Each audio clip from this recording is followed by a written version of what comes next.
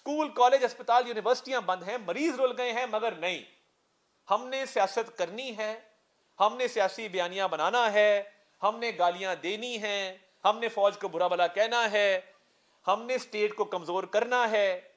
اگر یہ کرنا تھا تو آپ کم از کم کرم کی لوگوں پر تو توجہ دیتے. اور یہ تمام فیکٹس اینڈ فگرز آپ کے سامنے. اچھا, باقی سکینڈل اپنی جگہ پہ. آپ کی مشیر ہیں مشال یوسف زئی صاحبہ, نئی گاڑیاں آپ خریدتے ہیں, مطلب آپ اپنے صوبے کے حالات نہیں دیکھ رہے, عوام کی مشکلات نہیں دیکھ رہے, مگر آپ نئی گاڑیاں جو ہیں وہ آپ کو خریدنے میں کوئی آر نہیں ہے. وہاں پہ انہوں نے جرنلسٹ کے خلاف جو ہے ایک جس صحافی نے خبر بریک کی, آپ نے اس کے خلاف ایکشن لیا ہے. وہ کسی اسکول کو جا رہے ہیں, اور دیکھیے آپ سب ادھر لاہور میں رہتے ہیں, آپ نے پی کے ایل آئی بھی دیکھا ہے, آپ نے پنجاب انسٹیٹیوٹ آف کارڈیولوجی بھی دیکھا ہے, آپ نے جدید ترین ہسپتال شہدرے سے لے کے مناوا تک, یہ لاہور کی طول و عرض کی میں بات کر رہا ہوں نا, آپ نے یہ ہسپتال دیکھے ہیں, ہمارا روز پالا پڑتا ہے, ہم جاتے ہیں. تو کیا وجہ ہے کہ یہاں پی کے ایل آئی بن گیا اور پشاور کا لیڈی ریڈنگ ہاسپٹل آج بھی بڑی مخدوش حالت کے اندر ہے؟ کیا وجہ ہے؟ کیونکہ یہ جو فنڈز ہیں, جو سسپیشس ڈسپرسمنٹس ہیں, فار ایگزامپل اگر لیڈی ریڈنگ کی اپ کیپ کے لیے 40 کروڑ روپے آتا ہے, وہ اسی سوشل سیکٹر میں ڈائیورٹ کر کے کسی اور محکمے کو دے دیا جاتا ہے. لیکیج ہے بہت بڑی. اب دیکھیے ہمیں بھی اتنی ہی ایلوکیشن ملتی فنڈز کی جتنی کسی صوبے کو ملتی ہے, بلکہ صوبوں کے پاس وفاق سے زیادہ پیسہ ہے, اور صوبوں کو ان کی پاپولیشن کی آبادی کے تناسب سے پیسے ملتے ہیں. اب اس 152 ارب روپیہ جو فائنینشیل لاس ہے, اس میں سے میں نے آپ کو بتایا 13 کروڑ کی جو ہے فراڈولنٹ پیمنٹس, 84 ارب روپے کی مس کلاسیفائڈ ایکسپینڈیچرز, اور 51 کروڑ روپے کی سسپیشیس ڈسپرسمنٹس. 51 کروڑ کی. تو یہ وہ میسو فائنینشیل ارریگولیرٹی ہے, کیونکہ سنجیدگی نہیں ہے, گورننس پہ فوکس نہیں ہے. دیکھیے سیاست ہم بھی کرتے ہیں, ہم سیاستدان ہیں, مگر اگر میں سارا دن اپنی انفارمیشن منسٹری کو چھوڑ دوں اور میں نے کوئی فائل سائن نہیں کرنی, میں نے کوئی بہتری نہیں لے کے آنی, میں نے پی ٹی وی پہ فوکس نہیں کرنا, میں نے ری ویمپنگ نہیں کرنی, ری اسٹرکچرنگ نہیں کرنی, اور میں نے سارا دن اپنے سیاسی مخالفین کے خلاف پروپیگنڈا کرنا ہے, منصوبہ سازی کرنی ہے, بولنا ہے, تو دیکھیے باتوں سے عوام کا پیٹ نہیں بھرتا. ہم بیٹھے ہیں عوام کے مینڈیٹ سے بیٹھے, تو اللہ تعالیٰ نے ہمیں بٹھایا ہے, ایک کام لینے کے لیے بٹھایا ہے. اب باتیں کرنا, لشکر کشی کرنا, اور پیچھے حالات یہ ہیں کہ 152 ارب روپے کی فائنینشیل جو ایک لاس ہے, اس کی میں نے بائیفرکیشن آپ کو بتا دی. آگے چلیں, اب یہ صرف وہ ہے جو پیسہ ادھر ادھر ہو رہا ہے خیبر پختونخوا کے اندر. Let's move forward. اگلا کیا ہے؟ اگلا ان کا ڈیٹ کرائسس ہے, یعنی قرضہ جات جو ہیں وہ اس مد کے علاوہ ہیں جو فائنینشیل لاس ہے اس کے علاوہ. اب ان کے اندر اس وقت جو اوور آل کے پی کا ڈیٹ برڈن ہے وہ 725 ارب روپے ہے. اب دیکھیے جب آپ کا فائنینشیل لاس 152 ارب روپے ہوگا, آپ کا ڈیٹ برڈن جو ہے وہ 725 ارب روپے ہوگا, اور یہ اگر اس کو انہوں نے ایڈریس نہ کیا تو یہ 2555 ارب بن جائے گا 2030 تک. تو یہ فائنینشیل مینجمنٹ کی ضرورت ہے, گڈ گورننس کی ضرورت ہے. آگے چلتے ہیں. اینوئل ڈیٹ سروسنگ, یعنی جو اس قرضے کو واپس کرنے کے لیے یا اس قرضے کو ایڈریس کرنے کے لیے ہر سال پیسے مختص کیے جاتے ہیں, وہ 355 ارب روپے کی ریکوائرمنٹ ہے, جو کہ صوبے کا پورا بجٹ بن جاتا ہے. تو یہ جو حکومت تھی پچھلے 10 سال اور اب تقریباً 1 سال, اس نے نہ تو قرضہ کم کیا, اور آپ کو یاد ہوگا کہا گیا تھا ہم ڈیم بنائیں گے. ڈیم بنانے والے اور بھی بڑے تھے, میں اس پہ کامنٹ نہیں کرنا چاہتا, جو گزر گیا سو گزر گیا. ہم نے پتہ نہیں 500 ڈیم بنا دیے جی خیبر پختونخوا کے اندر. کوئی مجھے بتا دیں کہاں ہے ڈیم؟ آپ نے بجلی کو پیدا کی ہو رن آف دا ریور, کوئی ٹربائن لگائی ہو کہ جی آپ نے بجلی پیدا کی کے پی کے اندر؟ نہیں.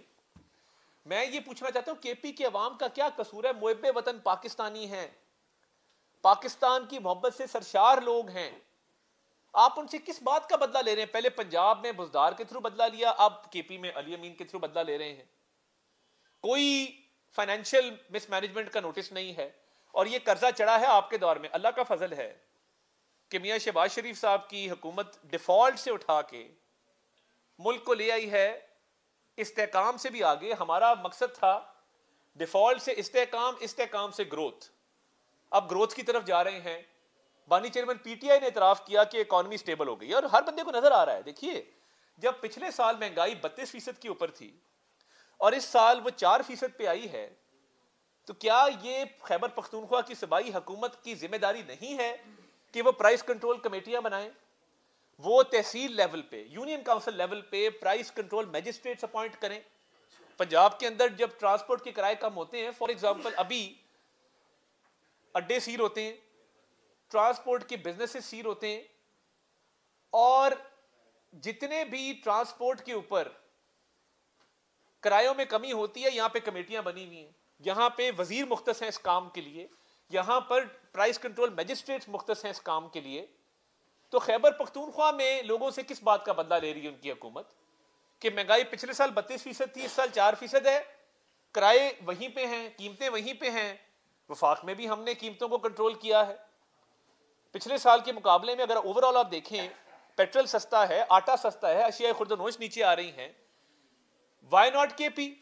فائنینشیل مس مینجمنٹ اپنی جگہ پہ, قرضہ جات اپنی جگہ پہ, حکومت 11 سال سے ہے اور نصیحتیں ہمیں کر رہے ہیں. ہماری فورن ریمیٹنسز بڑی ہیں, ہمارے فورن ایکسچینج ریزروز بڑے ہیں, روپیہ مستحکم ہوا ہے, اسٹاک مارکیٹ 1 لاکھ کراس کر گئی ہے. تو یہ سارے میکرو اکنامک انڈیکیٹرز شہباز شریف صاحب کی حکومت میں بہتر ہے. اللہ کا فضل ہے. پنجاب میں مریم نواز شریف صاحب محنت کر رہی ہیں, روز ایک نیا منصوبہ لانچ ہوتا ہے, وہ ایک فیل گڈ فیکٹر ہے, ایک گڈ ول کریٹ ہوئی ہے, قیمتیں کم ہوئی ہیں. وہاں پہ فائنینشیل مس مینجمنٹ اپنی جگہ پہ جو میں نے 152 ارب کی بتائی, اور 725 ارب روپے کے قرضے اپنی جگہ پہ. اب آگے چلیں گورننس فیلئر. اب انہوں نے کیا یہ کہ انہوں نے کہا کہ ہم نے فائنینشیل تو سٹرکچر تباہ کر دیا ہے. اب اس وائٹ پیپر کا جو میں کے پی گورنمنٹ کی پرفارمنس پہ آپ کے سامنے لے کے آیا ہوں, فائنینشیل پارٹ اس کا ختم ہوا, ایجوکیشن کی طرف آ جائے. انہوں نے ایک بل لے کے آئے کہ جتنی یونیورسٹیاں ہیں ایچ ای سی سے نکال کے چیف منسٹر کے انڈر کر دی جائے. دیکھیے چیف منسٹر اچھا آدمی ہوگا مگر عالم فاضل نہیں ہے, ایکڈیمک نہیں ہے, ان کو ان ڈیپتھ چیزوں کا پتہ نہیں ہے اس طریقے سے. تو ایک سیاسی بندے کے انڈر ہم نے تو چیئرمین ایچ ای سی کو ایک اتھارٹی دی ہے, ایک اٹانومی دی ہے کہ وہ ایک پروفیشنل آدمی ہے, اس کا ایک سلیکشن پروسیس ہے, ایکڈیمکس میں سے, وائس چانسلرز میں سے بہترین آدمی اپوائنٹ ہوتا ہے آ کے. تو کیا وجہ ہے کہ ابھی تک وہ خیبر پختونخوا کی حکومت یونیورسٹیز کو اپنے انڈر کرنا چاہتی ہے, اور یونیورسٹیز کے حالات یہ ہیں کہ ادھر ٹوٹل اس وقت تنخواہیں نہیں دے رہے اپنے ٹیچرز کو, پروفیسرز کو. ٹیچر سڑکوں کے اوپر ہے. فائنینشیل مس مینجمنٹ, کرپشن, فراڈولنٹ پیمنٹس اور بڑھتے ہوئے قرضہ جات, اس کے بعد آپ کا گورننس کا ٹوٹل فیلئر کہ آپ اپنے ٹیچرز کو تنخواہیں نہیں دے رہے, وہ سڑکوں پر احتجاج کر رہے ہیں. ہماری پارٹی کے اندر بات ہوتی, لوگ کہتے ہیں کہ جی ایک مارچ کیا جائے, کے پی حکومت کے خلاف ایک مارچ کیا جائے, بتایا جائے کہ یار ٹیچروں کی تنخواہیں نہیں جا رہی, کرپشن آپ کر رہے ہیں, مس گورننس آپ کی ہے, اسپتال آپ کے بیٹھ گئے ہیں, یونیورسٹیز آپ کی نہیں چل رہی, اور آپ سارا دن باتیں کرتے ہیں. تو یہ لوگ کہتے ہیں ہمیں, مگر ہم تو چاہتے ہیں کہ فہم و تفہیم سے معاملات آگے بڑھے. ہم کوئی ایسا قدم نہ لیں. یہ وائٹ پیپر آپ کے سامنے پلیس کر دیا گیا ہے, اس میں تمام چیزیں آپ خود پڑھ سکتے ہیں کہ کیا کیا مس گورننس کی چیزیں اس میں شامل ہیں. اچھا, پھر انہوں نے ایک ان کا میڈیکل کمپلیکس کا سکینڈل آیا. میڈیکل کمپلیکس کا جو سکینڈل آیا اس کے اندر انہوں نے نوشہرہ میڈیکل کمپلیکس میں 50 لوگوں کو انلیگل ان کی اپوائنٹمنٹ کی. اب وہ اینٹی کرپشن کے نوٹسز کے باوجود جو ہے وہاں پہ انلیگل اپوائنٹمنٹس ہوئی ہیں. آپ ٹورزم مینجمنٹ دیکھ لیں, ان کا کائٹ کا پروجیکٹ تھا 268 بلین روپیز, اس میں مس اپروپریٹ ہوئے, اور وہ ایکسیڈ کرتا ہے جو 15% اس کا تھریش ہولڈ ہے. آگے آپ چلیں تو مجھے بتائیے, وہ پولیس ریفارمز پہ بڑا واویلا تھا کہ جی پولیس ریفارمز ہو گئے. اگر پولیس ریفارمز کے پی کے اندر نیک نیتی سے ہوتے تو اس وقت جو ہے پولیس ریفارمز ہوتے تو پھر یہ लॉलेसनेस क्यों होती, लॉ एंड ऑर्डर की इतनी बुरी सूरत हाल क्यों होती, क्यों हर जगह पे वहां पे दहशतगर्द दंदनाते फिरते? क्या सूबाई हुकूमत का बुनियादी तौर पे ये काम नहीं है कि वो लॉ एंड ऑर्डर को ठीक करे? लॉ एंड ऑर्डर खराब है तो आपके पुलिस रिफॉर्म्स किधर गए हैं? आपने पंजाब की तरह सीटीडी की फोर्स क्यों नहीं खड़ी की? तालिबान को आप वापस ले आए, ठीक है, आपकी दोस्ती थी, बहुत अच्छी बात है, मगर फिर उसका सदेबाब भी करना था ना कि उसका एक फॉल आउट है, लॉ एंड ऑर्डर की सिचुएशन है। अगर तो पिछले 11 साल से आपकी हुकूमत ना होती, आप 100 लोगों से गिला कर सकते थे कि जी यहां पे लॉ एंड ऑर्डर के बड़े बुरे हालात हैं, मैं क्या करूं। मगर आपने 11 साल में पुलिस को क्या इक्विपमेंट लेके दिया? क्या बख्तरबंद गाड़ियां लेके दी? क्या जैमर्स लेके दिए? क्या जदीद असला लेके दिया? क्या उनको टर्की या बाकी ममालिक में भिजवाया, जिस तरह लाहौर की डॉल्फिन पुलिस तुर्की से ट्रेनिंग लेके आई? क्या सीटीडी को पाक आर्मी से ट्रेनिंग दिलवाई? हर बात पे फौज को आप याद कर लेते हैं प्रोपेगेंडा के लिए। तो क्या फौज की जिम्मेदारी है प्रोविंशियल लॉ एंड ऑर्डर को मेंटेन करना या पुलिस की जिम्मेदारी है? ये तय कर लें। आपका ये भी प्रॉब्लम है कि आप क्योंकि सियासत करते हैं, अस्पताल तबाह, यूनिवर्सिटियां तबाह, लॉ एंड ऑर्डर आपका तबाह, और आपके पास कोई बात नहीं करने को कि जब फाइनेंशियल मिसअप्रोप्रिएशन की बात आती है तो ये आप पुलिस रिफॉर्म्स आपके कहीं नजर नहीं आए हैं। अगर होते तो आज लॉ एंड ऑर्डर की इतनी बुरी सूरत हाल आपके सूबे में ना होती। आगे चले, रेस्क्यू 1112 की जो गाड़ियां थी वो हमने देखी धरनों के अंदर। क्या ये गाड़ियां इसलिए दी गई हैं कि ये आप धरनों में और प्रोटेस्ट में चलाएं और सियासी वर्करों को इस पे चढ़ा के आप इस्लामाबाद लेके आए? क्या ये पंजाब ने उस वक्त 1122 की सर्विस इसलिए दी थी आपको कि ये एक अच्छा जेस्चर है? शहबाज शरीफ साहब ने खुद ये लीड ली कि जी हर सूबे में 1122 होनी चाहिए। और देखें, ये मानता हूं यहां पे बैठ के, मैं बिल्कुल इस पे मुनाफिकत झूठ नहीं बोलूंगा, बिल्कुल हमारा ये वतीरा नहीं है। ये परवेज इलाही साहब का एक अच्छा प्रोजेक्ट था, लेट्स एडमिट दैट, इसको एडमिट करें। हमारे सियासी मुखालिफ हैं, मगर यार उनका एक अच्छा प्रोजेक्ट था। हमारे वजीर आला उस वक्त के शहबाज शरीफ साहब उसको आगे लेके गए कि चाहे सियासी मुखालिफ है, अवाम के भले का प्रोजेक्ट है, हमारी मुखालफत अवाम से तो नहीं है। तो हमने इसका दायरा कार फैलाया बाकी सूबों के अंदर। अब वो सियासी जलसों में 1122 की गाड़ियां इस्तेमाल हो रही हैं। आगे चलिए, जो बन्नू में और डीआई खान में, डीआई खान इनका होम डिस्ट्रिक्ट है वजीर आला साहब का, वहां पे जो प्रोजेक्ट्स हैं कॉस्ट एस्केलेशन की वजह से और इन्फ्लेशन की वजह से और मिस यूज की वजह से उनकी जो ओवरऑल तखमीना है वो 10 करोड़ से 2.6 अरब पे चला गया है, क्योंकि काम कंप्लीट नहीं होता, फंड इधर उधर हो जाते हैं। और आपको मैं बताऊं, ये बड़ी सिंपल एक साइंस है। इस साल आप एक मंसूबा लगाएंगे ना, तो आपने उसका तखमीना लगाया 10 करोड़ रुपए, आपने 2 करोड़ दिए, बाकी आप अगले फाइनेंशियल ईयर में ले गए। जब अगला बजट आएगा, सरिये की कीमत ज्यादा, बजरी की कीमत ज्यादा, बाकी चीजों की कीमत ज्यादा, तो वो जो प्रोजेक्ट आपने 10 करोड़ में लगाना था उसकी कीमत 15-20 करोड़ पे चली जाएगी। फिर जैसे साल ऐड होते जाएंगे, वो साल बढ़ते जाएंगे, तो इसका तखमीना ऊपर जाता जाएगा। यहां पे यही हुआ है कि 10 करोड़ वाले जो प्रोजेक्ट हैं वो अब 2.6 अरब पे सिर्फ डीआई खान और बन्नू के। आप आगे चले, जो वायलेंस बढ़ रहा है, जो कुरम में हुआ, देखिए दिल दुखता है। अब नोटिस लिया ना आपने, आपका सूबा है, आप वजीर आला हैं, बाइख्तियार हैं, आपने जब कुरम में आग लगी थी और सबसे ज्यादा कुरम को तवज्जो की जरूरत थी, तब आप क्या कर रहे थे? आप इस्लामाबाद में बैठे थे। आप जिस मकसद से भी बैठे थे, लश्कर कशी थी, हमला था, जो भी था, आप इस्लामाबाद में इसलिए बैठे थे कि आप वहां पे भी तबाही बर्बादी फैलाना चाहते थे। अब आप इस्लामाबाद आ गए, कुरम में लाशें पड़ी हैं, सड़कें बंद हैं, दवाइयां नहीं हैं, मरीज रुल गए हैं। ये किसकी जिम्मेदारी है भाई? आप अपना घर पहले ठीक करते, फिर हमला कर लेते हमारे ऊपर। हम हाजिर हैं, हमने पहले बड़े हमले बर्दाश्त किए, हम हाजिर हैं, बट फॉर गॉड सेक, खुदा के वास्ते, एक अवाम का मैंडेट है, अवाम की तवक्कुआत है। कुरम में आग लगी है, लाशें पड़ी हैं, सड़कें बंद हैं, स्कूल कॉलेज अस्पताल यूनिवर्सिटियां बंद हैं, मरीज रुल गए हैं, मगर नहीं, हमने सियासत करनी है, हमने सियासी बयानियां बनाना है, हमने गालियां देनी हैं, हमने फौज को बुरा भला कहना है, हमने स्टेट को कमजोर करना है। अगर ये करना था तो आप कम से कम कुरम की लोगों पर तो तवज्जो देते। اور کرم کے لوگوں پر آپ نے توجہ کیوں نہیں دی؟ اس کا مقصد کیا تھا؟ مقصد یہ تھا کہ آپ اپنی صرف سیاست کو چمکانا چاہتے تھے، اور سیاست چمکانے کے لیے آپ کے پاس اور بڑے طریقے تھے، آپ وہاں پہ رہ کے سیاست کرتے، مگر اسلام آباد پہ حملہ کرنا آپ نے مناسب سمجھا۔ اور اس کے ساتھ ساتھ میں اگر آگے چلیں، جو آپ نے کرم کے، پارا چنار کے مختلف علاقوں کے لوگوں کو اگنور کیا، یہ صرف اور صرف آپ کی نالائکی اور نااہلی ہے۔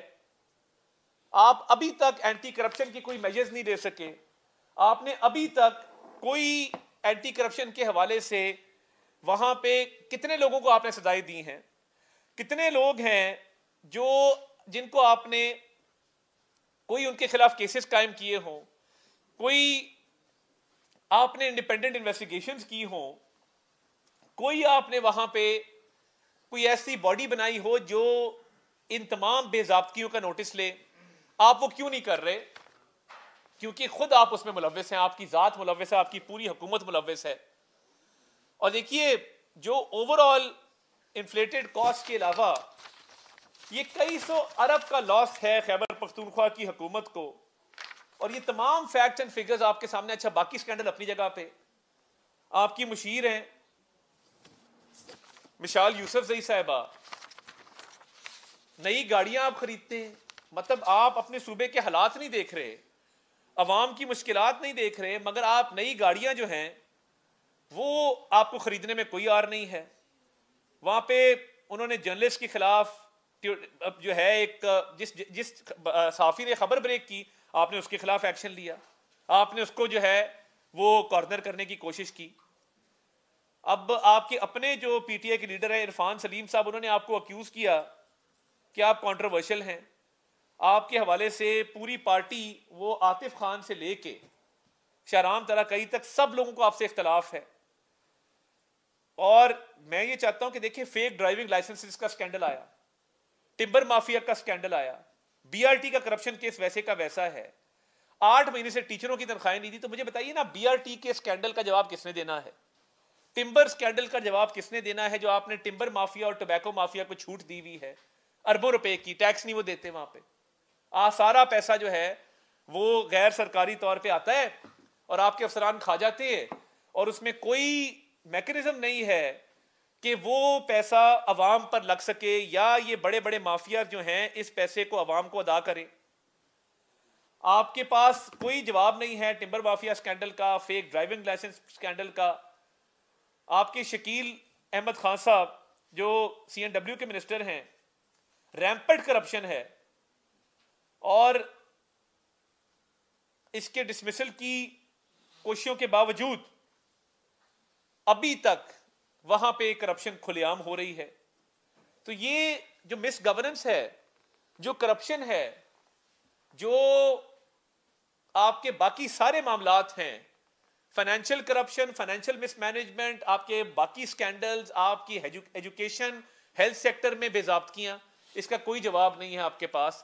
میں چاہتا تھا کہ یہ white paper fact and figures کے ساتھ کے پی حکومت کی پرفارمنس کے حوالے سے، جب یہ 10-11 ماہ پورے ہو رہے ہیں حکومت کو، تو یہ عوام کے سامنے رکھو، اور اس کا کوئی جواب نہیں ہے، اس کا کوئی ترجمان، کوئی انفارمیشن منسٹر، کوئی چیف منسٹر اس کا جواب اس لیے نہیں دے سکتا کہ 11 سال میں آپ نے صوبے کو تباہی کے دہانے پہ کھڑا کر دیا ہے۔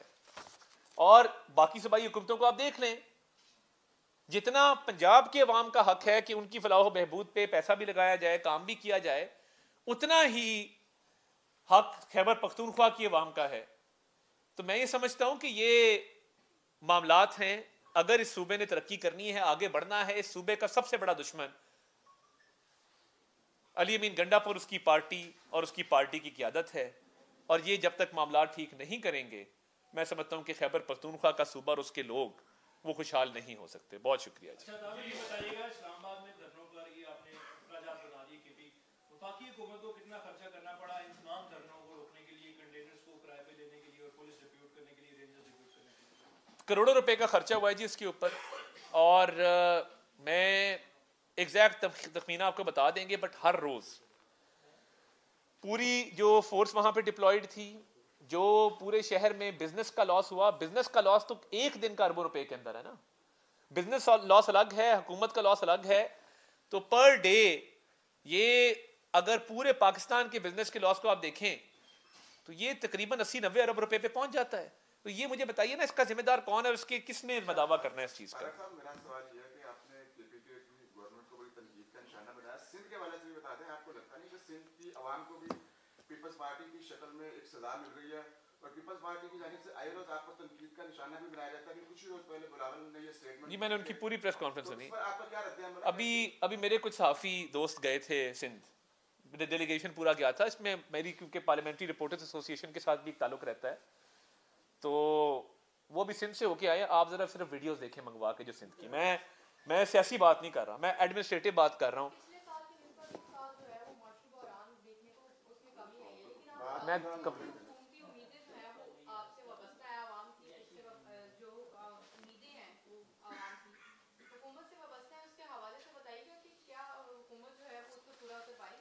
اچھا میں کمپلیٹ کر لوں پہلے. دیکھیے ابھی رپورٹرز وہاں پہ گئے اور شرجیل میمن صاحب نے ان کو ایک وزٹ کروایا تمام ڈیولپمنٹ پروجیکٹس کا.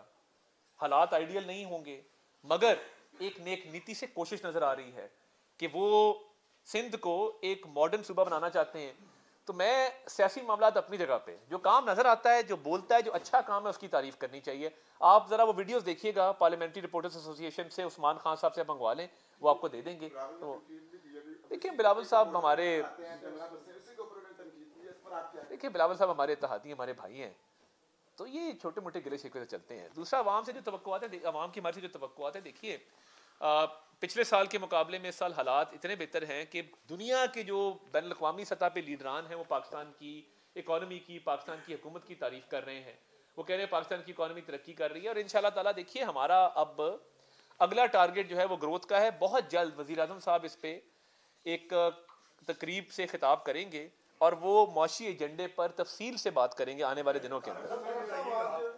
کہ ابھی ریسنٹلی جو پی ٹی آئی ہے یہ دعویٰ کر رہی ہے کہ جیسے ہی ڈونلڈ ٹرمپ حلف اٹھائے گا تو یہاں پہ جو ہے نا تبدیلی آ جائے گی. وزیر اعظم نواز عمران خان ہوگا وہ باہر آ جائیں گے اور ان کو چھوڑنا پڑے گا, تو اس سے پہلے ہی چھوڑ دیں. دیکھیے اس بارے میں کیا کہتے ہیں, یہ کیا آزادی ہے, آزادی پہلے کس سے لینی ہے, پھر اس کے بعد بھی کوئی آزادی لینی ہے, اور اس طرح کی واقعی کوئی مداخلت ہونے جا رہی ہے امریکہ کی طرف سے؟ دیکھیے پہلی بات یہ ہے کہ جو ریاستوں کے مابین تعلقات ہوتے ہیں وہ ڈپلومیٹک نارمز کے مطابق ہوتے ہیں, فارن پالیسی کے مطابق ہوتے ہیں, اسٹیٹ ٹو اسٹیٹ کانٹیکٹ کی بنیاد پہ ہوتے ہیں.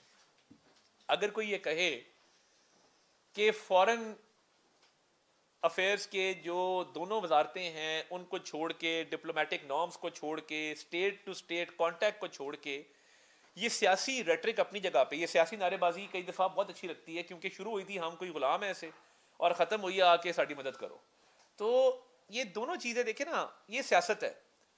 اس کا اسٹیٹ کی پالیسی سے, فارن پالیسی سے, ڈپلومیٹک نارم سے دور دور تک کو تعلق ہے. اچھا سر یہ بتائیے کہ ماضی میں بھی سیاسی جماعتیں وائٹ پیپر ایشو کرتی رہی ہیں, اب جو ایک سال بھی پورا نہیں ہوا جو ایک گورنمنٹ کو وہاں پر, تو آپ نے یہ وائٹ پیپر ایشو کیا ہے, اس کے پیچھے اور خواجہ آصف صاحب کی کل مذاکرات کی رہائش کے گیز ایک بیان کے پیچھے کیا ڈاٹس ملتے ہیں جاوید لطیف کی پریس کانفرنس سے؟ دیکھیے میں یہ سمجھتا ہوں کہ یہ اوور آل ایک سیاسی حالات کے حوالے سے میں آپ کو بتاؤں کہ ہم چاہتے ہیں کہ معاملات بات چیت سے آگے بڑھیں. ایک طرف مذاکرات بھی ہو رہے ہیں اور ہم سیاسی لوگ ہیں, ہم سیاسی افہام و تفہیم میں بلیو کرتے ہیں. ہمارے لیڈر نے ہمیشہ یہ تربیت دی ہے. آپ کے سامنے جب ادھر غالب مارکیٹ میں گرے خان صاحب کنٹینر سے, میاں نواز شریف ان کی تیمارداری کرنے گئے, ادھر ہی ہم نے الیکشن کیمپین اپنی معطل کی, بنی گالا گئے الیکشن کے بعد, ان کا حال احوال پتہ کیا. دیکھیں ایک طرف معاملات ہیں جہاں پہ ہم چاہتے ہیں کہ معیشت بھی ترقی کرے, سیاسی استحکام بھی آئے اور معاملات افہام و تفہیم سے آگے بڑھیں, وہ بالکل اپنی جگہ موجود ہے. اور 26ویں آئینی ترمیم میں بھی پی ٹی آئی نے اپنا کردار ادا کیا, کچھ شکیں ان کے کہنے پہ نکالی گئی, کچھ ان کی بات مانی گئی, اور وہ الگ بات ہے بعد میں انہوں نے پبلکلی کہا کہ ہم اس کے ساتھ نہیں, بٹ وہ ان کی مرضی سے ہوا. دوسری بات یہ ہے کہ اس وقت جو اوور آل حالات ہیں, میں چاہتا ہوں کہ یہ جو بین الاقوامی سطح پہ معاملات ہیں نا, اس پہ پولیٹیکل بیانیاں ضرور وہ بنائیں. ہماری کوشش یہ ہے کہ گورننس امپروو کریں, عوام کے لیے سہولیات پیدا کریں, وہ پاکستان کے کسی بھی خطے میں رہتے ہوں. خواجہ صاحب نے جو تقریر کی, جاوید لطیف صاحب کی جو پریس کانفرنس تھی, دیکھیے جہاں سیاسی ان کی طرف سے معاملہ آتا ہے, ہمارا بھی کام ہے سیاسی طور پہ اس کا جواب دینا, مگر ان ساری باتوں کا फॉरेन पॉलिसी, स्टेट की पॉलिसी और डिप्लोमेटिक नॉर्म से कोई ताल्लुक नहीं है। अवाम के लिए काम करें और ये छोड़ दें नारेबाजी और सियासी शोबदाबाजी जो कर रही है पीटीआई। हम चाहते ये हैं कि बातचीत से मामलात आगे चलें और रिजॉल्व हों, ताकि मुल्क में जहां मईशत को इस्तेहकाम मिला है वहां सियासी इस्तेहकाम दोनों करने हैं। आज आपने जो प्रेस कॉन्फ्रेंस की है उसमें ज्यादातर आपने केपीके के अवाम से हमदर्दी का इजहार भी किया और आप बकायदा परेशान नजर आए हैं कि केपीके में काम होने चाहिए। तो ये बताइए कि क्या फेडरल गवर्नमेंट उनके लिए कुछ स्पेशल एजेंडा रखती है?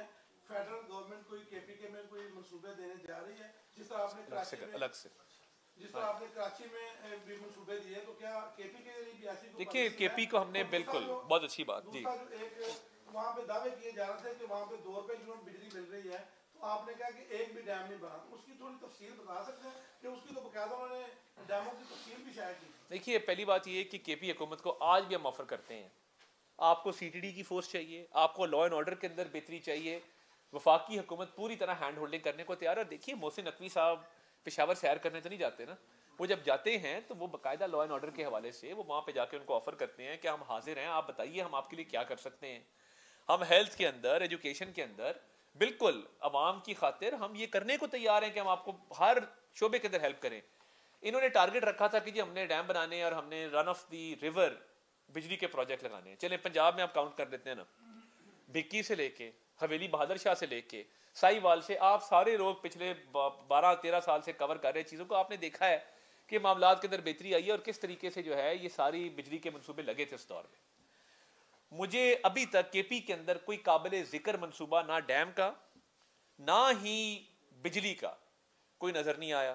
किताबों की हद तक, सोशल मीडिया की हद तक, दावों की हद तक ये चीज मौजूद है, मगर क्या ऑन ग्राउंड हकीकत है? हाँ, सोशल मीडिया के ऊपर मैं भी लिख सकता हूँ कि जी मैंने मिनिस्ट्री ऑफ इंफॉर्मेशन के अंदर ये 15 मंसूबे चला लिए, मगर गवाही तो आपने देनी है ना, बताना तो आपने है कि ये बने हैं कि नहीं बने।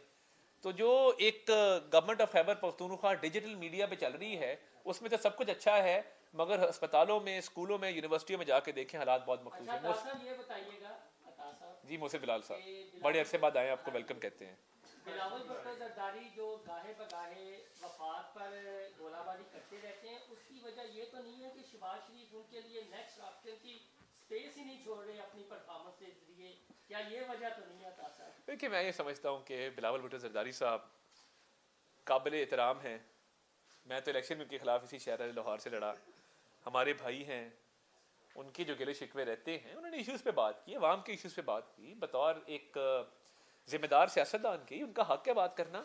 मैं नहीं समझता कि कोई और मकसद है। वो बिल्कुल चाहते हैं कि हुकूमत की इस्लाह भी करें, हुकूमत अच्छे तरीके से आगे भी चले, इसलिए वो हमें इस्लाह हमारी करते रहते हैं ताकि वो हुकूमत को मजीद दवाम बख्शना चाहते हैं। ये बताइएगा कि अगर आपके मुज़ाकरात कामयाब हो जाते हैं तो बानी पीटीआई जेल से बाहर आ जाए? देखिए मुज़ाकरात का मकसद किसी को डील देना, एनआरओ देना नहीं है।